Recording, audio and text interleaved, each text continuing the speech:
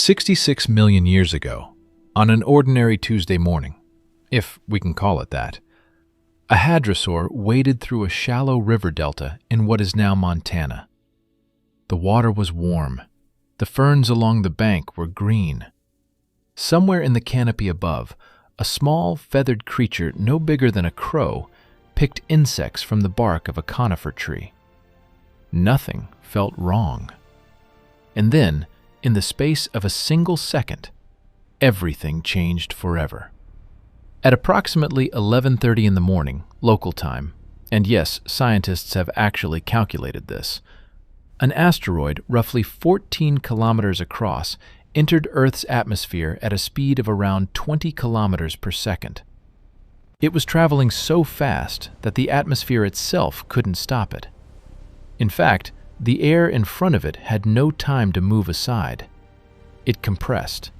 It superheated.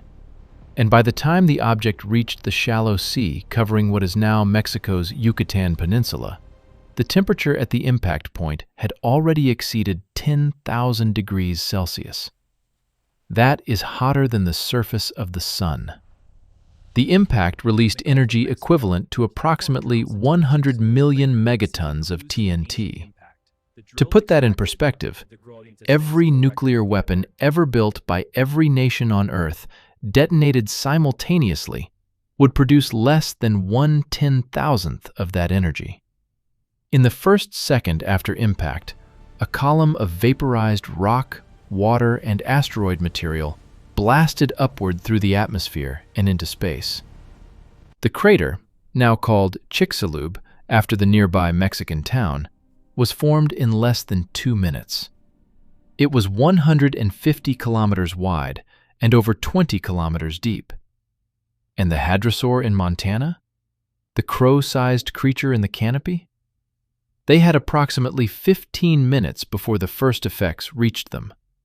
But here is what makes this story extraordinary, and why scientists have spent decades piecing it together, fragment by fragment, layer by layer, rock by rock. It is not the story of destruction. It is the story of survival. Because something did survive. Many things survived. And what survived, and how, and why, that is one of the most astonishing detective stories in the entire history of life on Earth. We know more about this event today than at any previous point in human history. In the last 20 years alone, researchers from institutions including the University of Texas at Austin, the Natural History Museum in London, Uppsala University in Sweden, and the Geological Survey of Canada have reconstructed the timeline of the Chicxulub impact with extraordinary precision. They have drilled into the crater itself, a project completed in 2017, led by geophysicist Sean Gulick, and extracted cores of rock that contain, layer by layer, a minute-by-minute record of what happened. And what they found challenges almost everything we thought we knew. Because the question is not simply, what killed the dinosaurs? The question is, what happened in those first 72 hours? What was it actually like? What was the sequence of events, hour by hour, minute by minute, that separated the survivors from the victims? And why did some creatures make it through one of the most catastrophic events in the history of this planet, while others, far more powerful and far more dominant, simply did not? To answer that, we need to go back. Not to the impact itself, but to the world that existed the morning before it. The late Cretaceous period, 66 million years ago, was in many ways a world of extremes. The planet was warmer than it is today. Global average temperatures were approximately 4 to 8 degrees Celsius higher. There were no polar ice caps. Sea levels were significantly higher, and vast, shallow inland seas covered portions of North America, Europe, and Asia. The concentration of carbon dioxide in the atmosphere was roughly 2 to 3 times modern levels. It was, by any measure, a lush and productive world. Tyrannosaurus rex had been the apex predator of North America for only about 2 million years at this point, a relatively recent arrival in evolutionary terms. Triceratops shared its range. Edmontosaurus moved in vast herds. In the skies, pterosaurs with wingspans of 10 meters or more patrolled the coastal margins. In the oceans, mosasaurs, marine reptiles the size of school buses, hunted ammonites and fish in the warm, shallow Cretaceous seas. It was, without question, a world dominated by large reptiles. But here is what the fossil record also shows us, and what is absolutely critical for understanding what comes next. It was also a world already full of survivors in waiting. Small mammals had existed alongside the dinosaurs for over 160 million years. Most were nocturnal. Most were small, the size of modern mice or rats, and most spent their lives in burrows, in leaf litter, in the margins of a world that was not built for them. Birds, true birds, the descendants of small feathered theropod dinosaurs, had been diversifying for millions of years. Turtles, crocodilians, frogs, lizards, snakes, insects, plants. All of them were there that last morning. All of them had, without knowing it, spent millions of years quietly developing the exact set of traits that would allow them to endure what was coming. The asteroid did not create the survivors. It simply revealed them. Now, let us follow the timeline. The impact occurs, and from this single moment, the clock starts. 72 hours. 3 days. That is the window we are going to examine.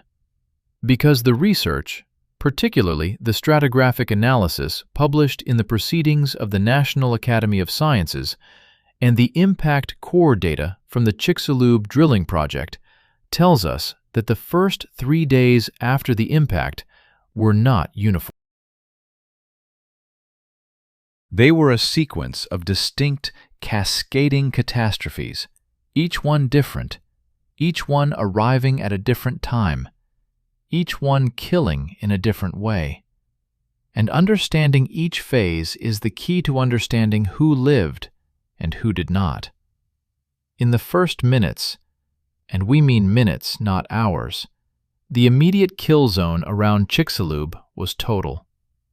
Everything within roughly 1,000 kilometers of the impact point was simply gone, vaporized. The Gulf of Mexico was temporarily displaced. A mega tsunami, the largest in Earth's geological history, with initial wave heights estimated at over 1 kilometer, began propagating outward in all directions. But Montana? Europe? Asia? For them, the first minutes were something else entirely, something stranger, something that the crater core data has only recently allowed us to reconstruct with confidence. They saw the sky turn white.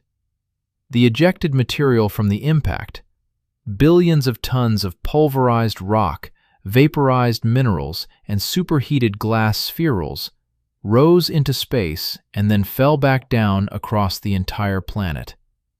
Within 45 minutes of impact, this material was re-entering the atmosphere globally.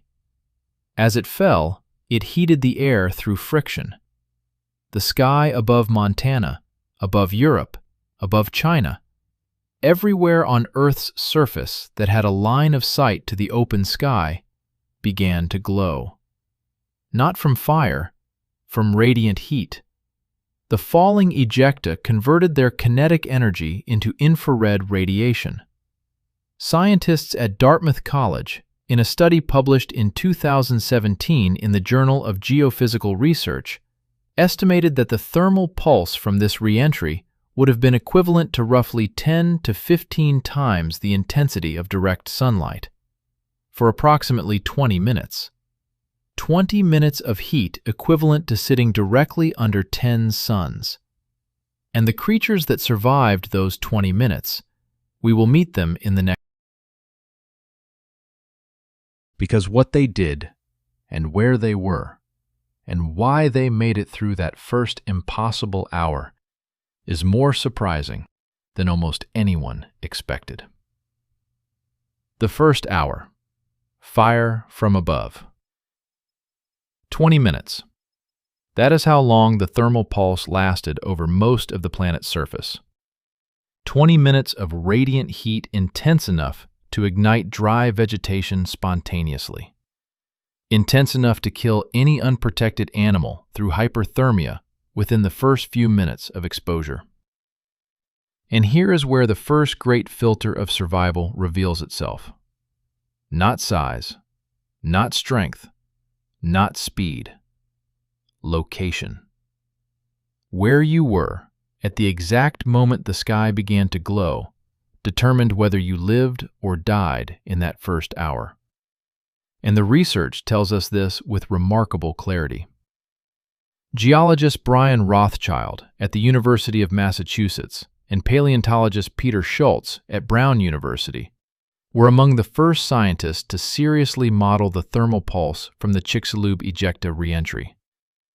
Their work, combined with later atmospheric modeling by researchers at the Imperial College London, produced a consistent conclusion. The thermal pulse was real, it was global, and it was lethal, but only to creatures exposed to the open sky. The key word is exposed. Because the thermal radiation, infrared energy raining down from above, could not penetrate solid material. Soil stopped it. Rock stopped it. Even a few meters of water absorbed it almost completely. And this single physical fact created a razor-sharp line between the living and the dead. Any animal underground survived the thermal pulse almost entirely unscathed. Any animal underwater survived it. Any animal in a deep enough burrow, a cave, beneath sufficient rock, survived it. Any animal standing in an open field, on a hillside, in a forest clearing, did not. Now consider what this means for the fauna of the late Cretaceous. The large dinosaurs, the hadrosaurs, the ceratopsians, the sauropods that still existed in some regions, the tyrannosaurs, were almost universally surface animals. They did not burrow. They did not dive. They moved in the open. They fed in the open. They nested in the open. The thermal pulse reached them within 45 minutes of impact. In Montana, in Alberta, in the Hell Creek Formation, the most intensively studied Cretaceous ecosystem in the world, there would have been no escape for any animal above a certain size. The modeling suggests that creatures over approximately 25 kilograms body mass, unable to shelter rapidly enough, faced lethal thermal exposure. But the small mammals? 66 million years ago, the dominant mammalian fauna of North America included multituberculates, small, rodent-like creatures with complex teeth, many of which were habitual burrowers. The research of paleontologist Gregory Wilson Mantilla at the University of Washington, based on fossils recovered from the Hell Creek and Tulloch formations in Montana, has documented a remarkable diversity of small mammals in the latest Cretaceous. Creatures ranging from roughly 10 grams to perhaps 1 kilogram in body mass. Many of them were underground that morning. Not because they sensed the asteroid coming, not because of any premonition, simply because that is where small, warm-blooded prey animals spend their time when the sun is high. They were doing what they always did, hiding from predators, sleeping in burrows they had dug over generations, following rhythms they had maintained for millions of years. And those rhythms saved them. The frogs were in the mud at the bottom of ponds. The turtles were submerged. The crocodilians, already known for spending enormous amounts of time in water and in burrows, were precisely where they needed to be.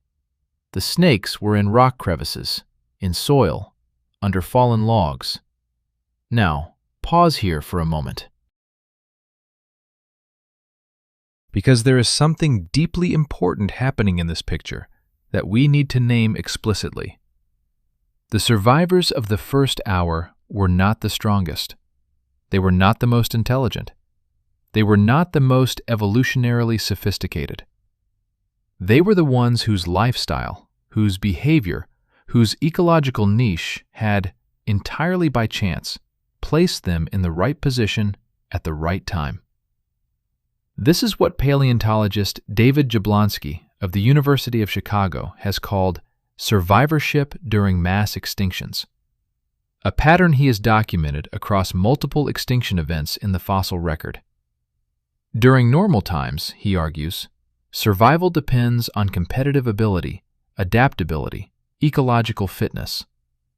But during catastrophic events, a different logic takes over.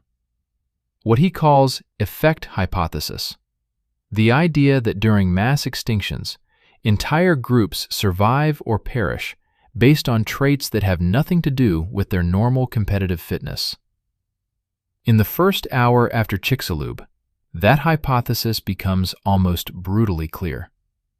Tyrannosaurus rex, the apex predator of its ecosystem, the product of millions of years of evolution toward dominance, an animal of extraordinary sensory capability and physical power, was almost certainly dead within the first hour. Not from any catastrophic wound, not from the impact wave, which had long since dissipated before reaching North America, but from heat, from 20 minutes of sky fire, from something that any burrowing rodent survived simply by being in the right place.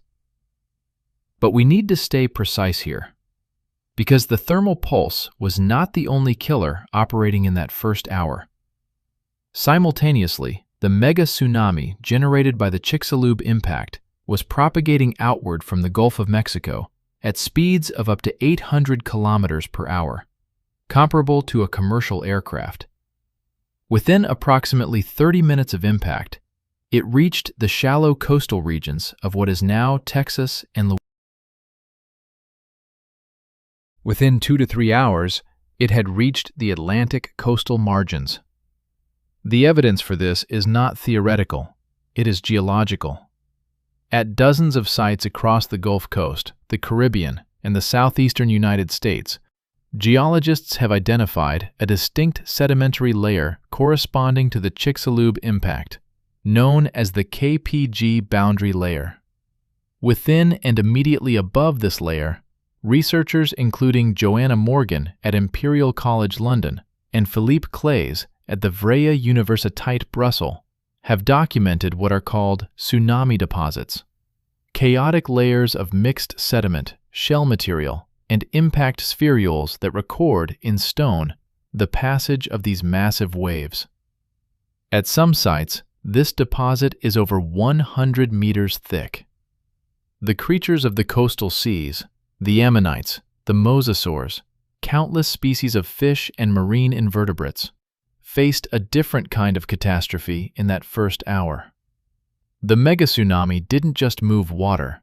It churned sediment from the seafloor, suspended it in the water column, buried coastal habitats under meters of debris, and physically scoured coastlines.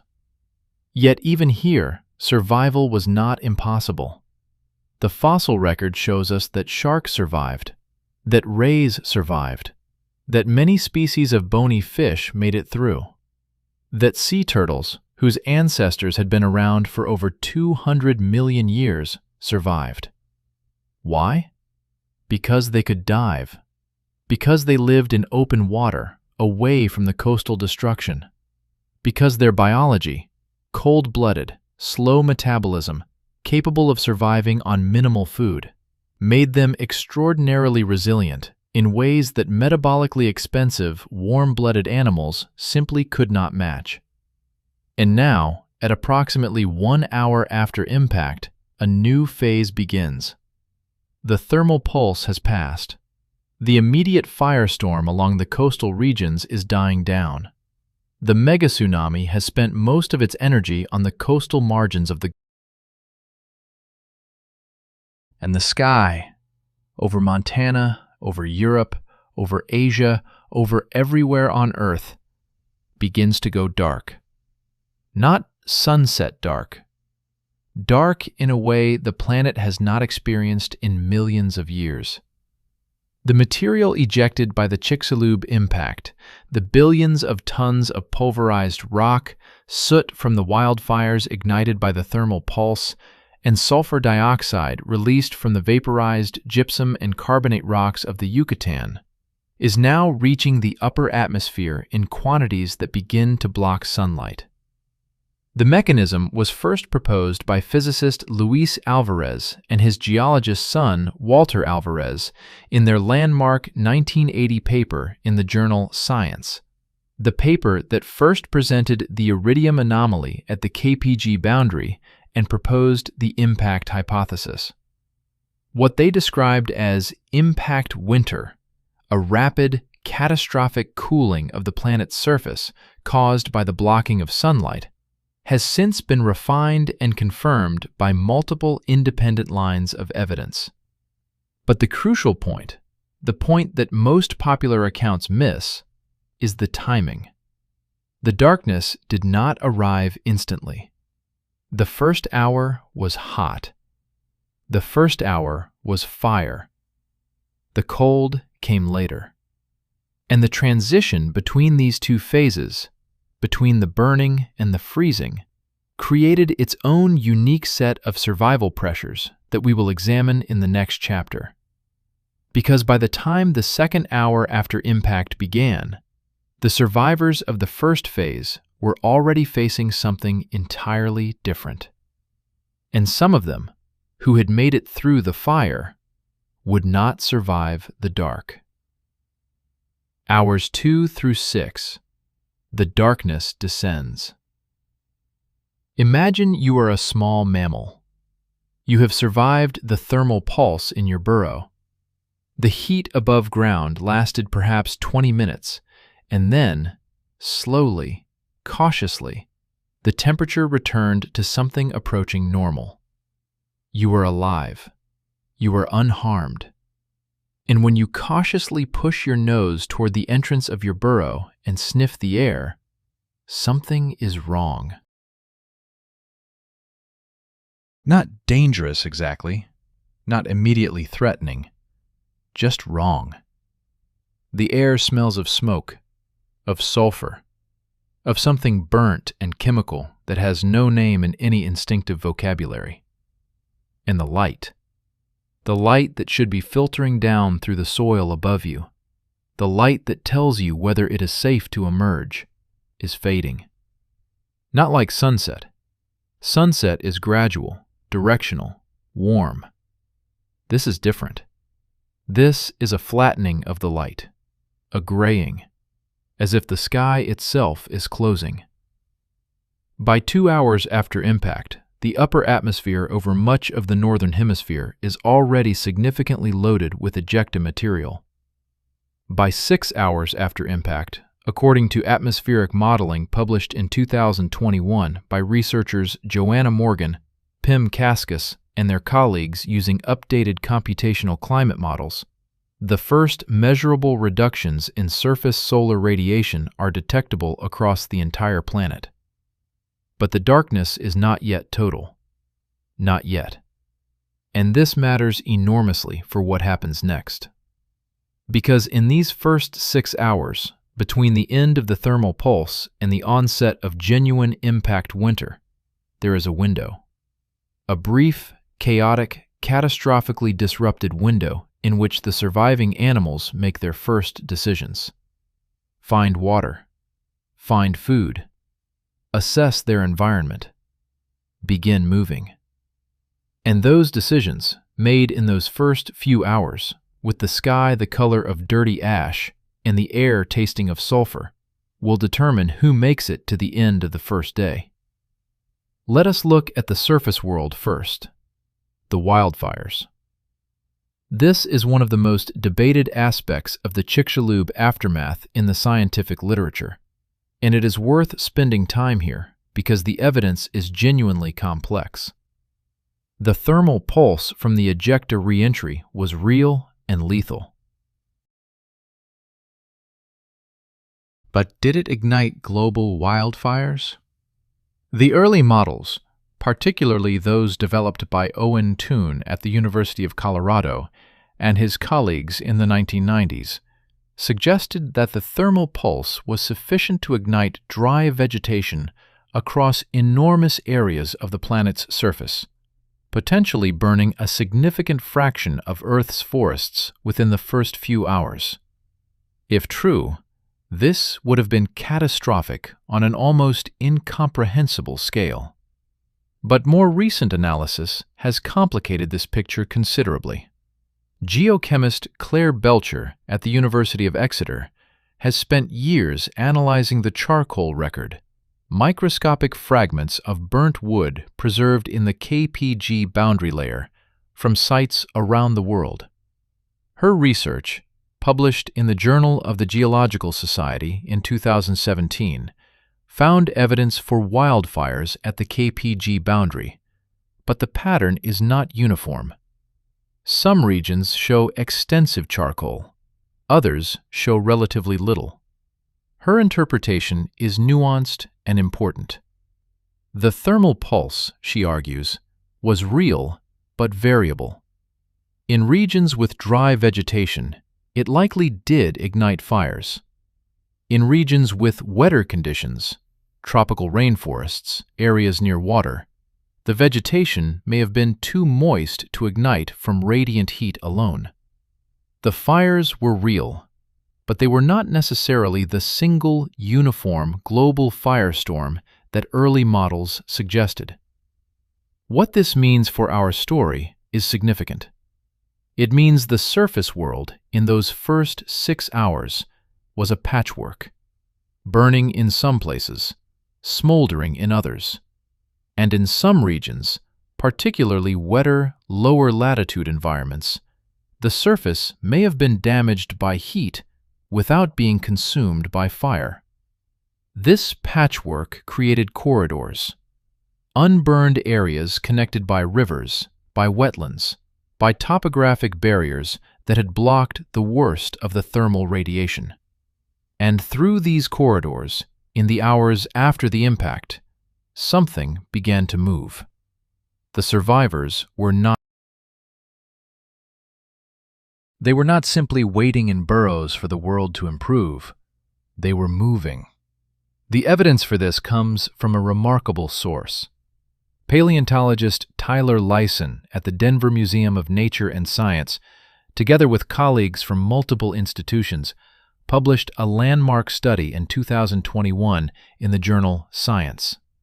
They had excavated and analyzed a site in Colorado called Corral Bluffs, a geological deposit that preserves fossils from both immediately before and after the KPG boundary with exceptional resolution.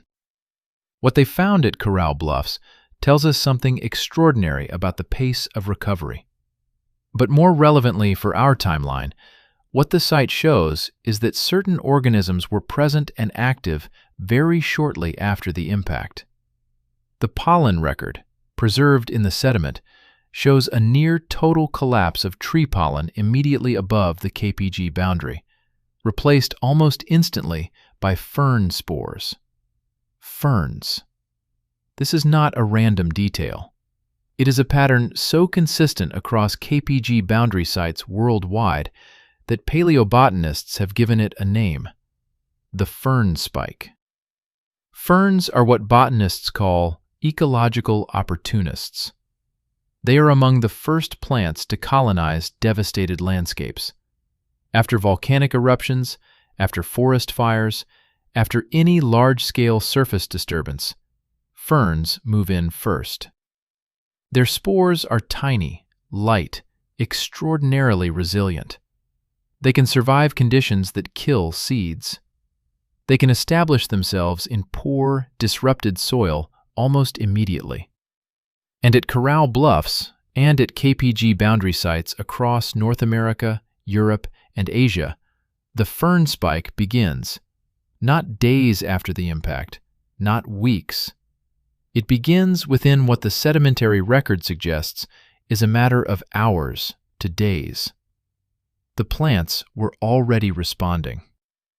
Now consider what this means for the animals. Ferns are edible. Many of the small mammals of the late Cretaceous almost certainly consumed plant material, seeds, roots, fungus, insects, as part of an omnivorous diet. The rapid establishment of ferns in disturbed soil would have provided, within days, a food source. But we are still in hour 6. We are still in the window before the real darkness sets in. And in hour 6, there is another process underway that most accounts of the Chicxulub impact completely ignore: the oceans. While the surface world was burning and then beginning to cool, the world's oceans were undergoing their own catastrophe, one that operated on a different timescale and through different mechanisms. The Chicxulub impact hit a very specific type of geology. The Yucatan platform is composed largely of carbonate rocks, limestone, and anhydrite, a calcium sulfate mineral. When the asteroid vaporized these rocks, it released enormous quantities of sulfur dioxide and carbon dioxide directly into the upper atmosphere. The sulfur dioxide, reacting with atmospheric water, formed sulfuric acid aerosols. These aerosols are among the most powerful climate-forcing agents known to science. They reflect sunlight. They cool the planet. And they also, critically, dissolve into ocean surface water, contributing to ocean acidification. By 6 hours after impact, according to geochemical models published by researchers including Eric Wolf at the University of Cambridge, the first traces of this acidification process are already measurable in the upper ocean. Not catastrophic yet, not immediately lethal to most marine life, but the trajectory is clear. And the marine organisms most vulnerable to acidification are not the large, dramatic ones. They are the tiny ones. The calcareous plankton, the foraminifera and coccolithophores that build their shells from calcium carbonate.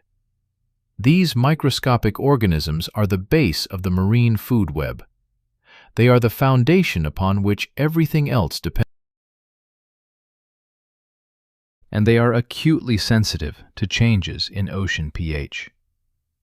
The fossil record of foraminifera across the KPG boundary is one of the most dramatic in all of paleontology.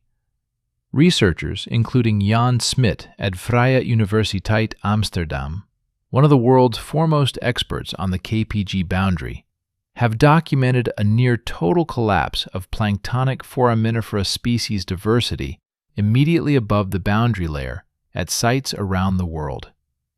Species that had been globally abundant for millions of years simply vanish from the record. But here is the crucial nuance. Not all of them vanished. Some species, particularly those living in deeper water, away from the surface acidification, and those with more robust shell chemistry, survived. And their survival, in those first hours and days, would matter enormously for the long-term recovery of marine ecosystems. We are now approaching the end of hour 6. The sky above the northern hemisphere is visibly darkened. Surface temperatures have not yet dropped dramatically. The atmosphere retains heat, and the cooling effect of the aerosols takes time to fully manifest. But the light is wrong. Photosynthesis, which requires specific wavelengths of sunlight, is already beginning to be impaired in affected regions. the plants are the next to face their crisis. And here we arrive at what may be the most underappreciated aspect of the entire Chicxulub extinction event. Because when we talk about what survived and why, we almost always focus on the animals, the mammals, the birds, the reptiles. We almost never talk about the plants. But the plants are everything. They are the base of nearly every terrestrial food chain. They are the oxygen producers. They are the soil stabilizers. They are the shelter builders. And in the first 72 hours after the Chicxulub impact, the plants faced a threat unlike anything in the history of land vegetation. Not fire, not cold, not drought. Darkness. Plants run on. Without sufficient light, photosynthesis stops. Without photosynthesis, plants cannot produce sugars. Without sugars, they cannot grow. They cannot maintain their metabolic functions, and, if the darkness persists long enough, they die. The question of how long the darkness lasted is one of the most intensely debated issues in Chicxulub research. Early models suggested a darkness lasting months to years, sufficient to kill most of the world's vegetation. More recent models, incorporating updated data on the composition and particle size of the ejecta, suggest a somewhat shorter initial phase of severe light reduction, perhaps weeks to a few months of very low light, followed by a longer period of reduced but not absent sunlight. But even weeks of near-total darkness is catastrophic for a forest. The trees begin to die within days of photosynthesis failure. Their leaves, if they still have any after the thermal pulse, yellow and fall. Their root systems, without energy input from photosynthesis, begin to exhaust stored reserves. The vast forests of the late Cretaceous, which had been stable ecosystems for millions of years, begin to fail. And yet, not all plants are equal in darkness. The ferns, as we have already noted, are extraordinary survivors. But they are not alone. Seeds, the dormant, encapsulated reproductive structures of flowering plants, can survive in soil for months or even years without light or active plant metabolism. The seed bank of the late Cretaceous landscape would have been an invisible reservoir of potential, sitting in the soil, waiting. Roots and rhizomes, the underground storage structures of many plant species, can survive without photosynthesis for extended periods by drawing on stored carbohydrates. The plants connected to these structures appear dead on the surface. Underground, they fungi, which do not require light at all, which feed on dead and decaying organic matter, would have exploded in abundance in the post-impact environment. A world of dying trees and dead animals is a world of extraordinary abundance for fungi. And the animals that could eat fungi, that could eat roots, that could eat seeds buried in soil, they had a resource that would persist through the darkness. This is why the dietary flexibility of the surviving mammals matters so much. The multituberculates, the earliest placental mammals, the small marsupials. These were not specialists. They were generalists. They ate insects, seeds, roots, fungi, carrion, whatever was available. In a world where everything specific had collapsed, generalism was survival. We are now at 6 hours after impact. The thermal pulse is long past. The fires are burning or smoldering across large portions of the landscape. The sky is darkening. The oceans are beginning their long chemical shift. The plants are about to face their darkest hours, literally. And the first survivors are already making choices in the dimming light that will shape the next 66 million years of life on Earth. In the next chapter, we move into the night. The first night after the world ended. And what happened during those dark hours is something that researchers have only recently been able to reconstruct. And what they found is, in many ways, the most remarkable part of this entire story. The first night. Survival in the dark. There has never been a night like this one. Not in the memory of any living creature. Not in the experience of any ecosystem on Earth. Not in the entire history of complex animal life, stretching back 500 million years. Because this night does not end at dawn. By approximately 12 hours after impact, surface temperatures across the northern hemisphere have begun to drop. Not dramatically yet. The thermal inertia of the oceans and the atmosphere buffers the cooling somewhat. But the trajectory is unmistakable. The sulfuric acid aerosols in the upper atmosphere are reflecting solar radiation back into space with extraordinary efficiency. The soot from the wildfires is absorbing what little radiation manages to penetrate the lower atmosphere. And the dust, the billions of tons of pulverized rock that the impact blasted into the stratosphere, forms a layer that climate scientists at the Potsdam Institute for Climate Impact Research have compared, in terms of its radiative effect, to the largest volcanic supereruption in recorded geological history, multiplied by a factor of several hundred.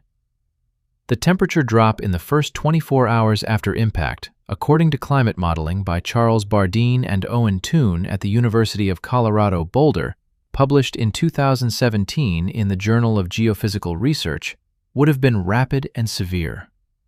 Their models suggest that within the first day, surface temperatures in continental interiors could have dropped by as much as 15 degrees Celsius. Coastal areas, buffered by the thermal mass of the ocean, would have experienced less dramatic but still significant cooling. 15 degrees in 24 hours. To put that in context, the difference between a summer afternoon in Montana and a January blizzard is roughly that same temperature range. Except that in this case, there is no sun coming up tomorrow to reverse the trend. There is no seasonal cycle that will restore warmth in a few months. The cold is being driven by a forcing mechanism that will persist for years. But on this first night, the night of day 1, it is not yet catastrophically cold. It is cold. It is dark. It is strange and sulfurous and wrong in every register that animal senses can detect. And it is during this night that the second great filter of survival operates. Metabolism. Here is something that is easy to overlook when we think about the dinosaur extinction. The debate about whether non-avian dinosaurs were warm-blooded or cold-blooded has been one of the most productive and fascinating arguments in all of paleontology over the last 50 years. The current scientific consensus, supported by bone histology research, isotopic analysis, and biomechanical modeling from researchers including John Hutchinson at the Royal Veterinary College in London and Florian Witzmann at the Museum für Naturkunde in Berlin, is that most non-avian dinosaurs occupied a metabolic position somewhere between true ectothermy and true endothermy. They grew fast, they maintained elevated body temperatures, but they likely did not regulate their body temperature with the same precision and at the same metabolic cost as modern birds and mammals. They were, in the terminology that researchers use, mesotherms. And mesothermy, it turns out, is a profound vulnerability in the specific scenario presented by the Chicxulub aftermath. A fully cold-blooded animal, a frog, a turtle, a crocodilian, responds to dropping temperatures by slowing its metabolism. It becomes torpid. It requires almost no food, almost no oxygen. It can persist in a state of profound physiological dormancy for weeks or months without eating, without moving, without doing almost anything except waiting. Its oxygen consumption drops to a tiny fraction of its active level. Its heart rate slows to beats per minute that would indicate clinical death in a mammal. It simply waits. A fully warm-blooded animal, a mammal, a bird, responds to dropping temperatures by burning more fuel to maintain its body temperature. This is expensive. It requires food. But the advantage is that the animal remains active, alert, capable of responding to its environment, even in cold conditions. Small body size helps here. Small animals can find shelter easily, can use the thermal mass of a burrow to stay warm, and if they have access to food, can maintain their body temperature indefinitely. The mesothermic dinosaurs were caught between these two strategies. Too metabolically active to simply shut down and wait like a turtle. Too dependent on external warmth, particularly for large-bodied species, to maintain activity as temperatures dropped. A large tyrannosaur, if it had survived the thermal pulse, would have faced an impossible metabolic situation in the first night. Too big to find shelter. Too warm-blooded to slow its metabolism sufficiently. And in a landscape where the food supply had just been catastrophically disrupted. No prey animals moving in the open. No clear lines of sight in the gathering dark and smoke. Unable to feed itself. The metabolic trap closed on the large dinosaurs in the first night. But let us not spend all our time with the dying. Let us instead follow the living. Specifically, let us follow the birds. Because the birds, the avian dinosaurs, the feathered, flying descendants of theropod dinosaurs, were facing the same metabolic challenge as their non-avian relatives. They were warm-blooded. They had high metabolic rates. They needed food, and they needed it regularly.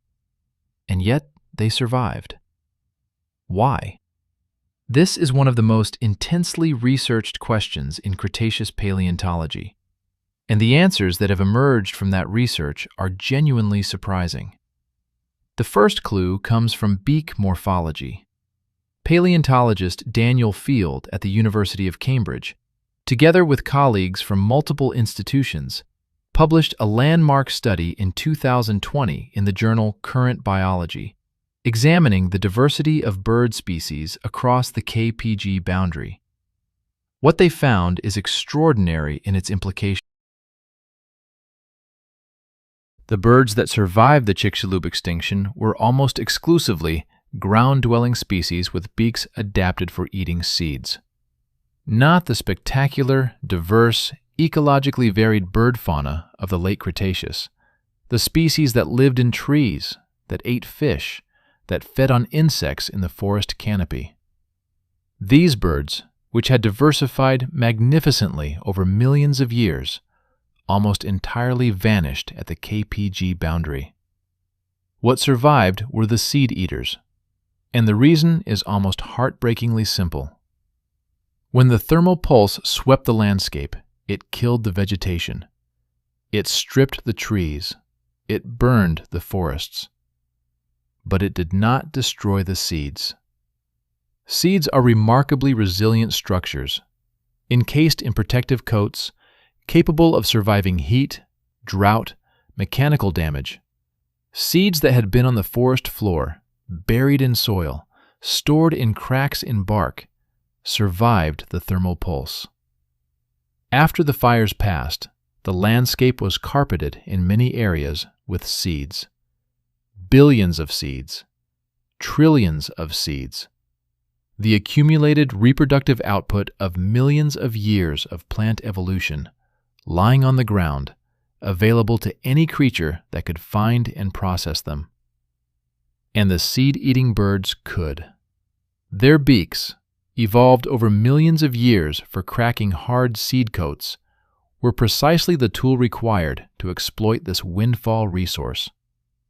While the insectivorous birds starved as insect populations crashed, while the fruit-eating birds found no fruit in the burned landscape, while the fish-eating birds found the rivers and ponds choked with sediment and ash. The seed-eaters had a feast. Daniel Field's research demonstrates this with compelling fossil evidence. The pattern in the bird fossil record is not random. It correlates directly with diet. Seed-eaters survived, specialists did not. And here, for the first time in our story, we see something that will become a recurring theme in the next 72 hours. The importance of stored resources. Seeds are stored energy. Burrows are stored warmth. Body fat is stored calories. And the creatures that had access to stored resources, or that could exploit the stored resources left behind by the dying ecosystem, had an enormous advantage in the first night and the days that followed. This brings us to one of the most remarkable survival stories in the entire KPG event: the insects. We rarely think of insects as dramatic survivors. They lack the emotional resonance of mammals or birds. They are small, they are numerous, and they tend to be treated as background noise in narratives about the dinosaur extinction. But insects are, in terms of biomass, among the most important organisms on Earth. And their story in the first night after the Chicxulub impact is one of the most instructive in the entire record. Entomologist Conrad Labandera at the Smithsonian Institution has spent decades studying the insect fossil record across the KPG boundary.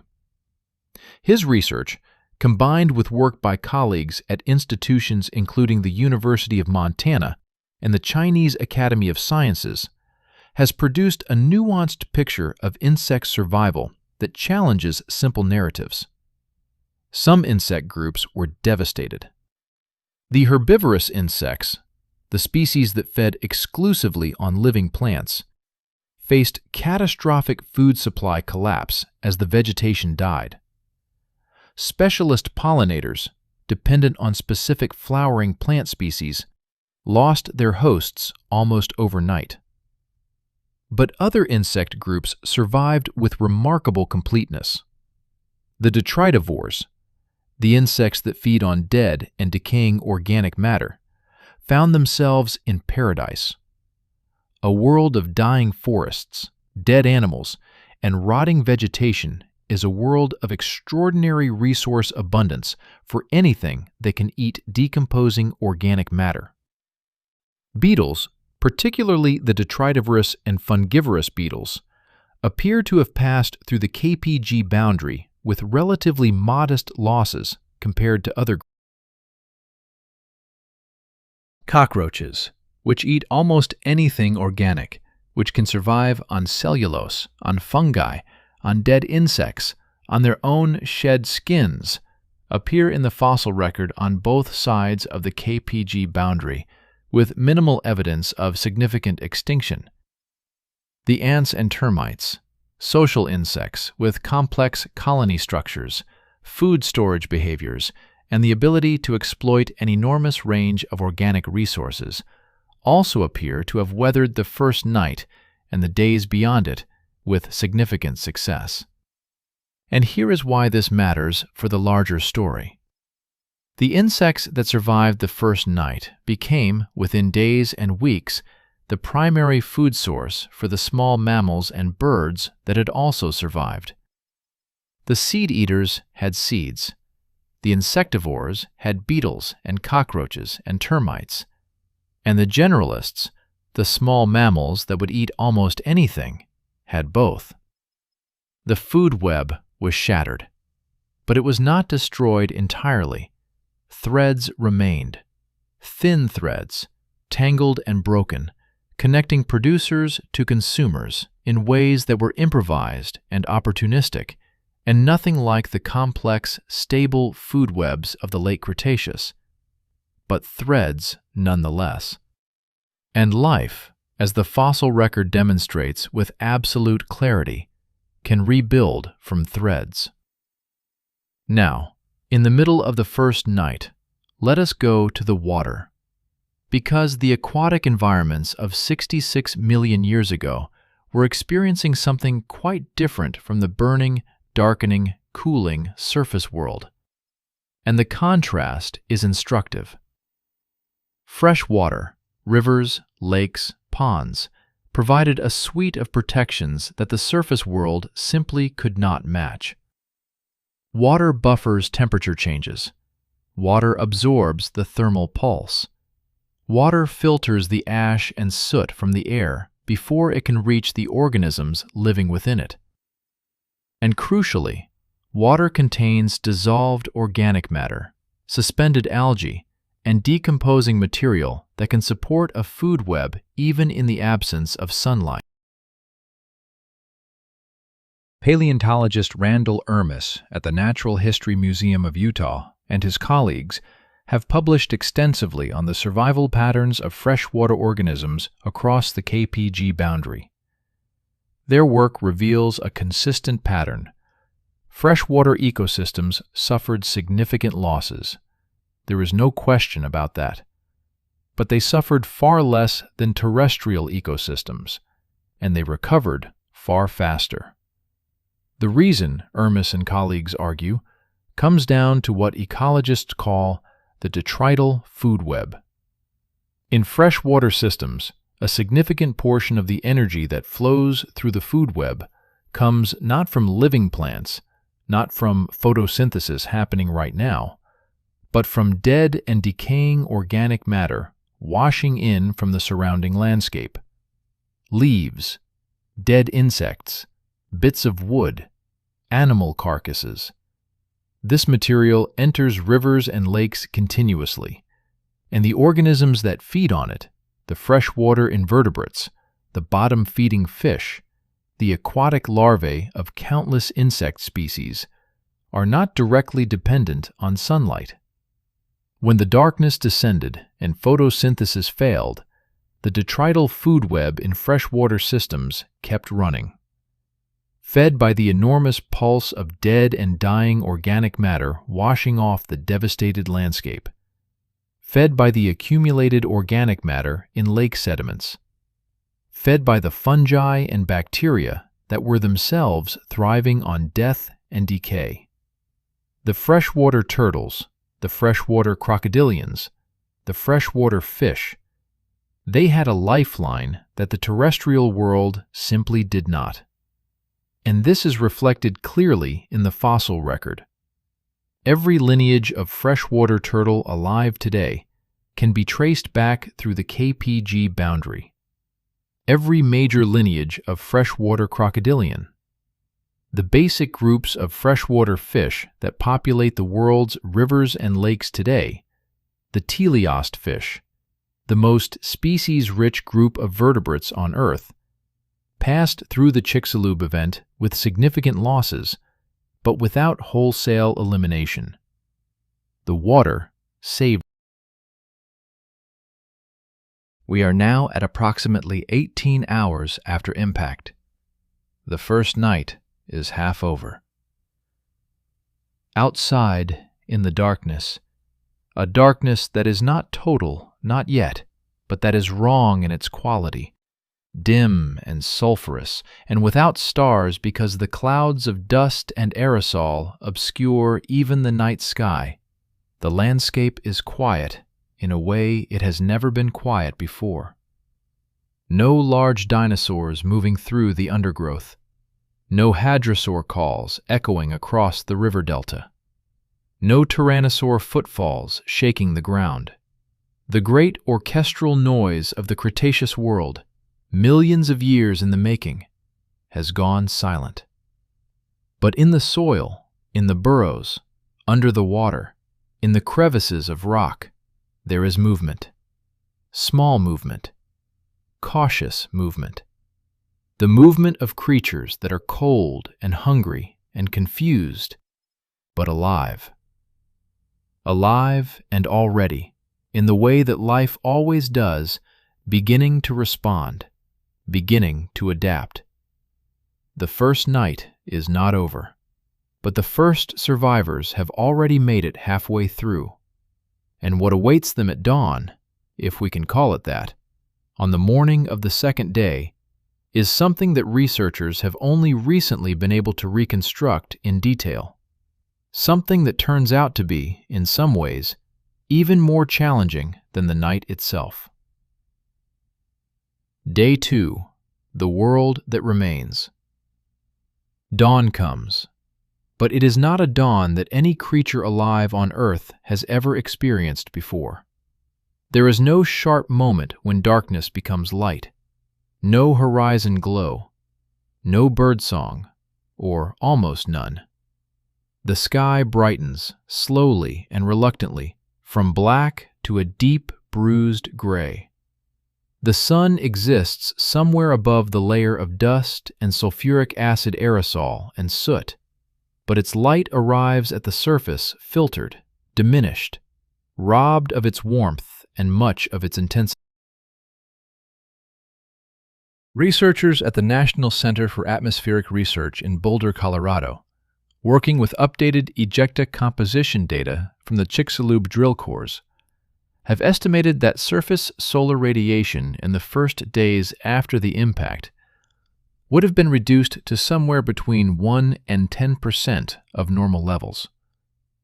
The range reflects genuine scientific uncertainty about the exact quantity and particle-size distribution of the material in the upper atmosphere. But even at 10% of normal sunlight, even at the optimistic end of the estimate, the implications for photosynthesis are severe.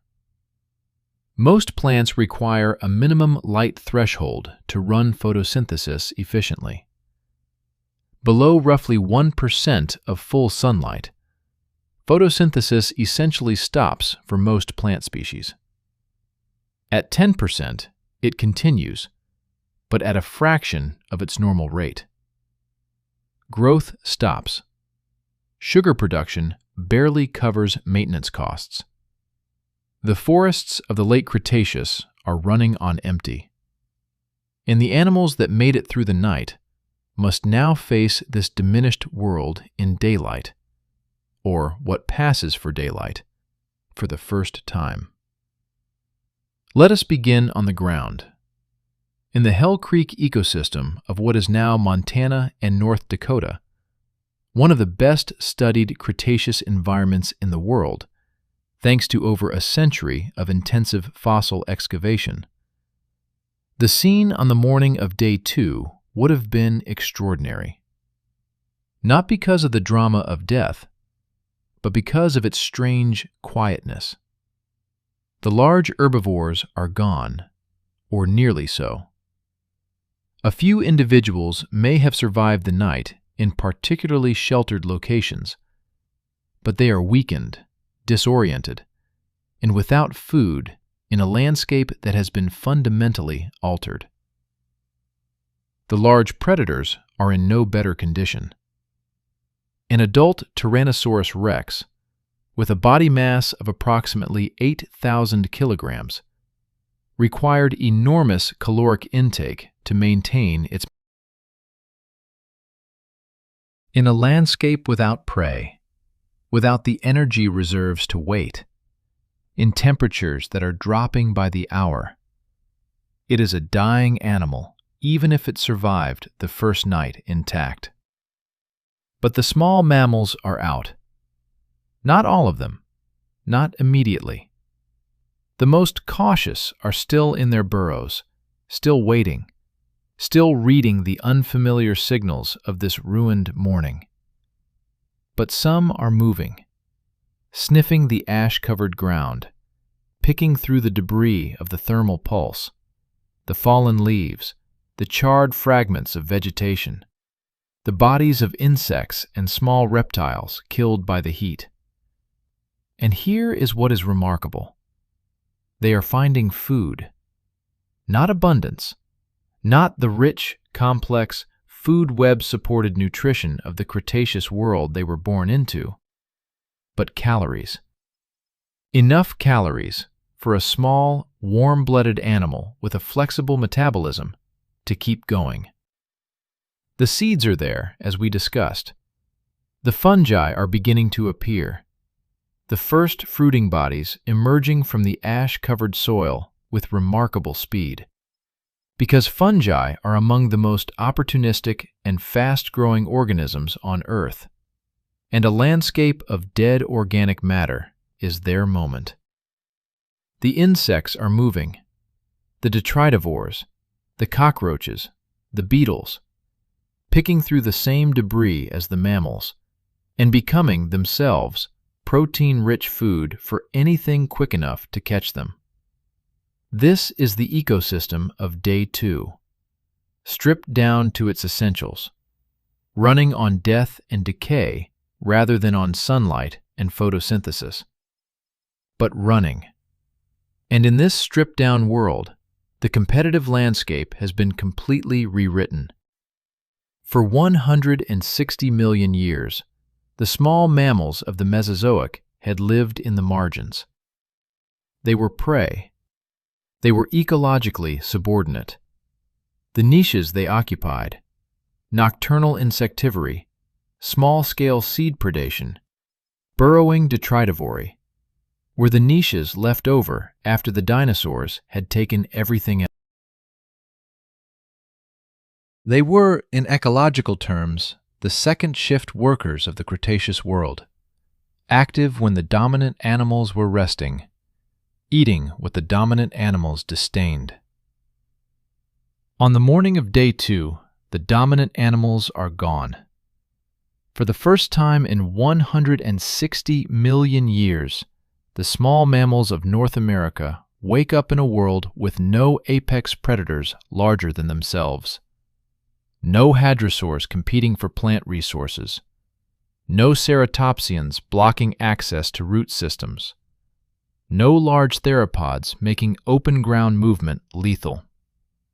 The world is horrifying. It is dark and cold and strange, and smells of sulfur and ash and death. But it is, for the first time in the entire history of their lineage, theirs. Paleontologist Gregory Wilson Mantilla, whose work on the mammal fauna of the Hell Creek and Tulloch formations has produced some of the most detailed documentation of the KPG mammal transition available, describes the post-impact mammal fauna as undergoing what ecologists call ecological release. The constraints that had limited mammalian diversity and body size for over 160 million years were suddenly removed. But ecological release takes time to express itself. On Day 2, the mammals are not yet larger. They are not yet more diverse. They are simply present and alive in a world that has opened up around them. The expression of that opening will take thousands of years, but it begins here, in the gray, ash-filtered light of the second morning after the world ended. Now let us move to a different environment entirely. Let us go south. Because the Chicxulub impact, for all its global reach, was not uniformly catastrophic across all latitudes and all ecosystem types. And one of the most fascinating and scientifically important aspects of the KPG survival story is the geographic variation in extinction intensity. Research published by paleontologist Eric Wilf at Penn State University and his colleague Kirk Johnson, now director of the Smithsonian National Museum of Natural History, examining plant fossil records from North Dakota, has demonstrated that plant extinction rates in the northern high latitudes of North America were catastrophically high. Over 75% of plant species in these records disappear at the KPG boundary. But at lower latitudes, closer to the equator, the picture is different. Tropical and subtropical ecosystems, while certainly damaged, show somewhat lower extinction rates in some groups. This is not universal. The marine record, for example, shows very high extinction rates regardless of latitude. But in terrestrial plant communities, there is a latitudinal gradient in extinction severity. Why? Several factors are likely involved. Tropical plants, adapted to high rainfall and warm temperatures, may have had physiological advantages in the post-impact environment compared to temperate species adapted to seasonal cold. Tropical soils, rich in organic matter, may have supported more robust detrital food webs, and the seed banks of tropical ecosystems, extraordinarily diverse and dense, may have provided a more resilient reservoir of plant potential. What this means for the survivors of Day 2 is that there was genuine geographic variation in the experience of the impact aftermath. In some regions, the devastation was almost total. In others, particularly in some tropical areas, some freshwater refugia, some coastal zones, the damage, while severe, left more intact. And these less damaged regions would serve, in the months and years that followed, as source populations. Islands of surviving diversity from which recolonization of the devastated regions.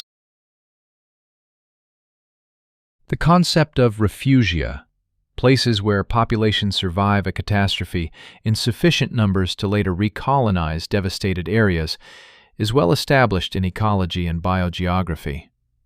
It played a crucial role in the survival of many species through the glacial cycles of the Pleistocene, millions of years later. And the evidence suggests it played a role in the KPG recovery as well. But on Day 2, those refugia are still simply places where slightly more has survived. The recolonization will come later, much later. For now, let us follow one more group of survivors through the second day. The crocodilians. Modern crocodiles and alligators are, in the truest sense of the word, living fossils. Not in the sense that they have not evolved since the Cretaceous, they have, but in the sense that the basic crocodilian body plan, the basic crocodilian biology, has remained remarkably stable for over 80 million years. And that biology, it turns out, is almost perfectly suited for surviving a global catastrophe. Consider the metabolic facts. A large crocodilian, say a saltwater crocodile of 4 to 5 meters, can go without food for over a year. Not comfortably, not without cost, but it can do it. Its cold-blooded metabolism allows it to reduce energy expenditure to almost nothing when inactive. It can absorb oxygen through the lining of its mouth when submerged in well-oxygenated water, reducing its need to surface. It can digest almost anything organic, including bone. It can detect the faintest chemical traces of food in water. And it can wait, with a patience that no warm-blooded animal can match, for conditions to improve. In the freshwater rivers and lakes of the late Cretaceous, the crocodilians simply sank to the bottom and fed by the extraordinary pulse of organic material washing into the water from the devastated landscape. Dead dinosaurs, dead vegetation, dead insects, ash. The freshwater detrital food web kept the aquatic system productive enough to sustain them. Not abundantly, not comfortably, but enough. The crocodilian fossil record across the KPG boundary shows losses. Species disappear. Diversity decreases. It is not a free pass, but the basic lineages, the animals that would eventually give rise to modern crocodiles, alligators, and gharials, make it through. They make it through on patience and metabolic flexibility.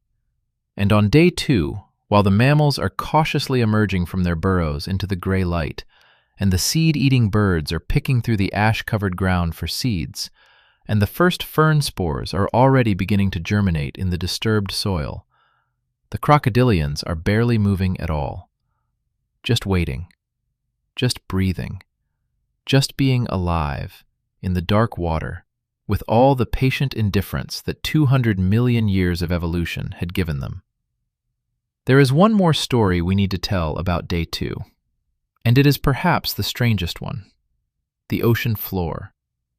While the surface ocean was experiencing acidification, thermal disruption, and the collapse of the planktonic food web, the deep ocean floor was experiencing something almost opposite. The deep sea, below approximately 1,000 meters, was, in many ways, buffered from the immediate effects of the Chicxulub impact. The temperature of the deep ocean changes extremely slowly. The chemistry of the deep ocean is buffered by the enormous volume of water above it.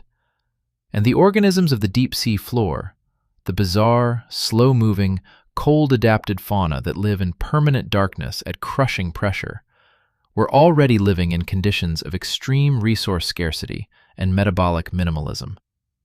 For them, the impact was not a sudden catastrophe. It was, in some ways, just more of the same. Marine biologist Lisa Levin at the Scripps Institution of Oceanography at UC San Diego has written extensively about the extraordinary resilience of deep-sea benthic communities, the organisms living on and in the seafloor, to surface catastrophes. The deep sea acts as a refugium on geological timescales, preserving lineages that are driven to extinction in shallower, more dynamic environments. And the fossil record of deep-sea foraminifera across the KPG boundary supports this. While surface-dwelling planktonic foraminifera suffered catastrophic extinction, bottom-dwelling benthic foraminifera, living at depth, feeding on organic material that settled from above, show much lower extinction rates. The deep sea kept its secrets and its survivors. By the end of Day 2, approximately 48 hours after the asteroid impact, the world has reached a kind of catastrophic equilibrium. The immediate acute phase of the crisis is over. The thermal pulse has long since passed. The mega tsunamis have spent their energy. The wildfires in most regions have burned themselves out or been quenched by the darkness and cooling. What remains is something more insidious, more persistent, and in many ways more challenging for the survivors than the first violent hours. A world without sufficient sunlight. A world cooling steadily. A world in which the food webs that supported the extraordinary diversity of the late Cretaceous have been severed at their roots. A world that will not recover, not fully, not to anything like its former complexity, for hundreds of thousands of years. And yet, the survivors are there, in the burrows and the rivers and the deep water and the seed banks in the soil. In the insect colonies beneath the bark of dead trees and the fern spores drifting in the dim gray air. In every crack and crevice and sheltered corner of a devastated planet. They are alive. They are hungry and cold and surrounded by the wreckage of a world they were not built for. But they are alive. And in the next chapter, the final chapter of our 72-hour window, we will see what happens when those survivors face the third day. The day that researchers have recently identified as a critical pivot point in the entire recovery story. Because the third day brought something that no model had predicted, something that the rock record had been hiding for 66 million years, and something that, when it was finally discovered, changed the way scientists understand not just the Chicxulub extinction, but the very nature of survival itself. The third day, the pivot point. 66 million years ago, on the morning of the third day after the asteroid impact, something happened that no extinction model had predicted.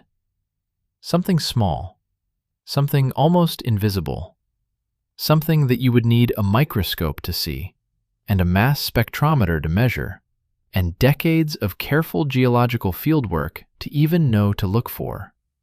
But something that would, in the fullness of geological time, change everything. To understand it, we need to go to a laboratory in Copenhagen. In 2021, a team of researchers led by geochemist Trine Møller-Nielsen at the University of Copenhagen published a study in the journal Nature Geoscience that sent a quiet shockwave through the paleontological community. They had been analyzing sediment cores from multiple KPG boundary sites across Europe and North America, measuring, with extraordinary precision, the isotopic signatures of carbon, nitrogen, and sulfur in the layers immediately above the boundary. What they found in the layer corresponding to approximately 72 hours after impact was not what anyone expected. It was life. Not complex life, not multicellular life, not anything you could see with the naked eye, but chemical signatures, specific ratios of carbon isotopes, specific molecular compounds called biomarkers that are produced exclusively by living photosynthetic organisms, specifically by cyanobacteria. Cyanobacteria are among the oldest life forms on Earth. They have been photosynthesizing for approximately 2.7 billion years. They were responsible, in the deep Precambrian past, for producing the oxygen that transformed Earth's atmosphere and made complex animal life possible. They are extraordinarily resilient, capable of surviving ultraviolet radiation, temperature extremes, desiccation, and nutrient deprivation that would kill virtually any other photosynthetic organism. And in the sediment record, their chemical signatures appear, faintly, tentatively, but unmistakably, in the layer corresponding to the third day after impact. They were already growing, already photosynthesizing, already beginning, in the most microscopic and incremental way imaginable, the process of rebuilding the base of the food web. Now, to be clear about what this means and what it does not mean, this is not a story of rapid recovery. The cyanobacteria that appeared on day 3 were not going to feed a triceratops. They were not going to rebuild a forest. They were not going to restore the extraordinary ecological complexity of the late Cretaceous world in any time frame that matters on a human scale. The full recovery of terrestrial ecosystems after the Chicxulub impact took, depending on how you define recovery, somewhere between 300,000 and 10 million years. The recovery of marine planktonic diversity took approximately 2 million years, according to research published by Paul Pearson at Cardiff University and his colleagues in the journal Paleoceanography. But the appearance of cyanobacteria on day 3 is not about rapid recovery. It is about something more fundamental. It is about the floor. Every ecosystem, no matter how devastated, has a floor, a minimum level of biological activity below which it cannot fall without becoming permanently lifeless. The appearance of photosynthetic organisms on day 3, 72 hours after the most catastrophic impact in the last 500 million years of Earth history, tells us that the floor was higher than anyone had thought. That even in the worst case, even in the immediate aftermath of global catastrophe, the chemical and physical conditions on Earth never fell below the minimum threshold required for photosynthetic life. And that threshold, that floor, is what the survivors clung to. Let us talk about what day 3 actually looked like for the organisms we have been following. The temperature, by 72 hours after impact, has dropped significantly from pre-impact levels across most of the planet's surface. The exact figures vary by region and by model, but the broad picture is consistent. Continental interiors of the northern hemisphere have experienced temperature drops of 10 to 20 degrees Celsius. Coastal regions somewhat less. Tropical areas somewhat less still. This is not yet the full depth of impact winter. The worst of the cooling is still weeks to months away, as the aerosol loading of the atmosphere continues and the full radiative forcing of the sulfuric acid aerosols develops. But it is already cold enough to fundamentally alter the behavior and survival prospects of every organism on Earth's surface. Snow, entirely unseasonable, entirely unprecedented in the geological recent memory of a planet that had been ice-free for millions of years, has fallen in some continental interior regions at higher latitudes. The ash that blankets the ground, mixed now with condensation and the first precipitation of an altered atmospheric chemistry, forms a gray, chemical paste that coats every surface. The rivers, fed by rainfall washing ash and soot off the devastated landscape, run dark and turbid, carrying an extraordinary chemical burden of sulfate, nitrate, and heavy metals leached from the impact ejecta and the burning vegetation. This chemical pulse entering freshwater systems is, according to research by J. Smith and colleagues, one of the most underappreciated kill mechanisms of the KPG event. The acid rain generated by the atmospheric sulfur dioxide, estimated by some models to have had a pH approaching that of dilute sulfuric acid in the most severely affected regions, did not just damage vegetation, it poisoned freshwater systems. It leached nutrients from soil. It stripped the buffering capacity from shallow lakes. And yet, the deep rivers survived. The large lakes, with sufficient volume to buffer the chemical input. The wetlands, with their extraordinary capacity to filter and absorb chemical loads. The groundwater-fed springs, isolated from surface contamination. On day 3, in the dark, cold, chemically altered world, these refugia of clean water are lifelines. And something is happening in them that represents one of the most important survival stories of the entire KPG event: the amphibians. Frogs and salamanders, the amphibians of the late Cretaceous, have a relationship with water that is more intimate and more physiologically fundamental than almost any other group of vertebrates. They breathe through their skin. They reproduce in water. Their eggs have no protective shell and must remain moist. They are, by any reasonable measure, among the most environmentally sensitive vertebrates on Earth, which makes what the fossil record shows us about their survival genuinely astonishing. Every major lineage of frog alive on Earth today, every single one, passed through the Chicxulub boundary. The frogs lost species. They lost diversity. Individual lineages were reduced to tiny remnant populations, but the lineages survived. How? Herpetologist David Wake at the University of California, Berkeley, and his colleague Marvely Wake spent decades documenting the extraordinary resilience of amphibians to geological and ecological disruption. Their work, synthesized in a landmark review published in Science in 2009, identified several key biological features of amphibians that made them exceptional survivors of mass extinction events. First, dormancy. Many amphibian species can enter states of metabolic suppression, estivation in warm and dry conditions, or hibernation in cold ones, that reduce their energy requirements to almost nothing.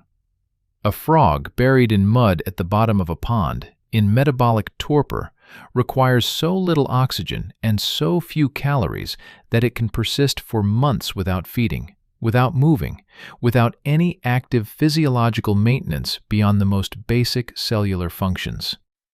On day 3, in the cold and the dark, the frogs were doing exactly this: waiting, breathing barely, living barely, but living. Second, dietary flexibility upon emergence. Frogs eat almost anything that moves and fits in their mouth. Insects, worms, small vertebrates, other amphibians. The post-impact world, while devastated, was not without small moving things.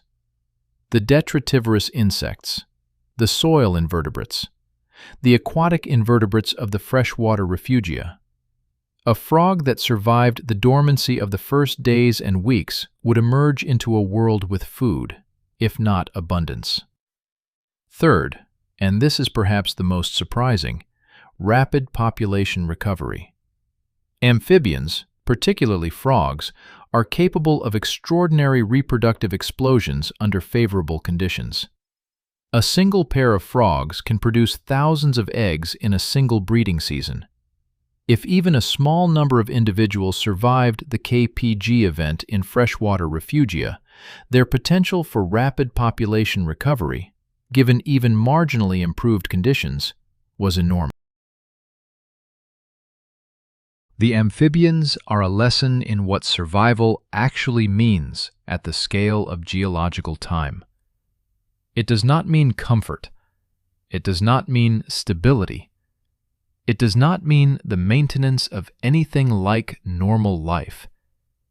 It means hanging on by whatever thread is available, in whatever corner of the devastated world offers enough of the minimum requirements: water, oxygen, a metabolic rate low enough to stretch the available energy, to keep the heart beating. Now, on day 3, let us return to the sky, or rather, to what lives at the boundary between sky and ground: the insects. By the 3rd day after impact, the insect fauna of the surviving terrestrial world is already showing the first signs of the population dynamics that will characterize the next months and years. The specialist herbivores, the insects dependent on specific living plant species, are in serious trouble. Their hosts are dying. Their food supply is failing. Without it, they cannot complete their life cycles. But the detritivores, the beetles, the cockroaches, the flies, the millipedes, the springtails, are doing something remarkable. They are expanding.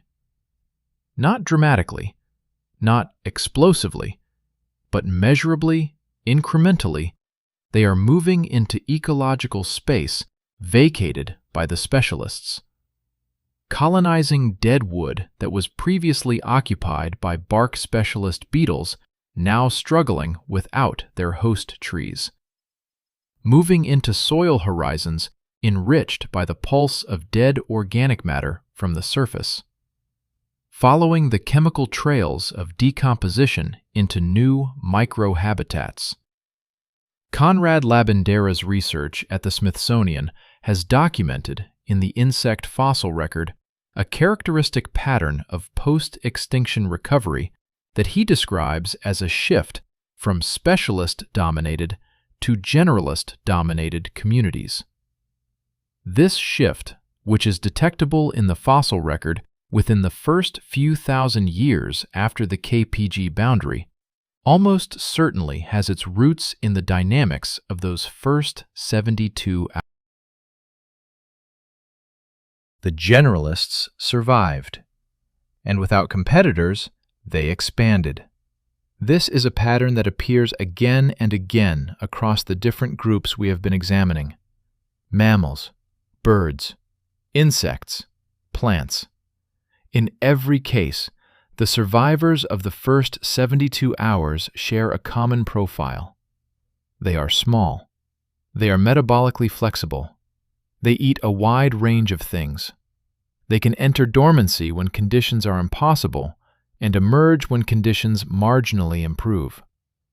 They have access to stored energy, whether in the form of body fat, food caches, dormant seeds, or the detrital food web of decomposing organic matter. and they occupy environments that provided physical protection from the immediate kill mechanisms of the first hours. Small, flexible, generalist, protected, patient. These are the 5 words that describe every survivor of the first 72 hours. And here's what makes this insight so extraordinary in its implications. It means that the survivors of the Chicxulub impact were not the best adapted organisms of the Cretaceous world. They were not the most successful, the most dominant, the most ecologically sophisticated. By the standards of the world that existed on the morning before the impact, they were the second tier, the backup, the contingency. They survived not because they were better, but because they were different in exactly the ways that mattered for exactly this kind of catastrophe. Paleontologist David Jablonski at the University of Chicago, whose work on survivorship patterns across multiple mass extinction events is among the most cited in the field, has formalized this insight into what he calls the double wedge model of mass extinction and recovery. During normal times, evolutionary success and ecological dominance correlate. The most successful organisms diversify. They spread. They occupy the most resources and the most space. But during mass extinction events, a different axis of variation becomes the traits that correlate with survival during catastrophe, the metabolic flexibility, the dietary breadth, the physical protection of burrow or water, are largely independent of the traits that correlate with normal ecological success. They are different axes of biological variation. This means that mass extinctions are not simply accelerated versions of normal evolution, eliminating the weak and preserving the strong. They are fundamentally discontinuous events that reshuffle the biological deck according to different rules. What emerges on the other side is not simply the best of what existed before. It is a different selection of what existed before. A selection made by criteria that had never previously been relevant at the scale of the entire biosphere. The mammals that survived the first 72 hours were not better than the dinosaurs. They were differently positioned. And that difference, in burrow depth, in metabolic flexibility, in dietary breadth, in body size, made all the difference in the history of life on Earth. Because the mammals that crawled out of their burrows on the morning of day 3, blinking in the gray and sulfurous light, picking through the ash-covered ground for seeds and insects, those animals were our ancestors, yours and mine.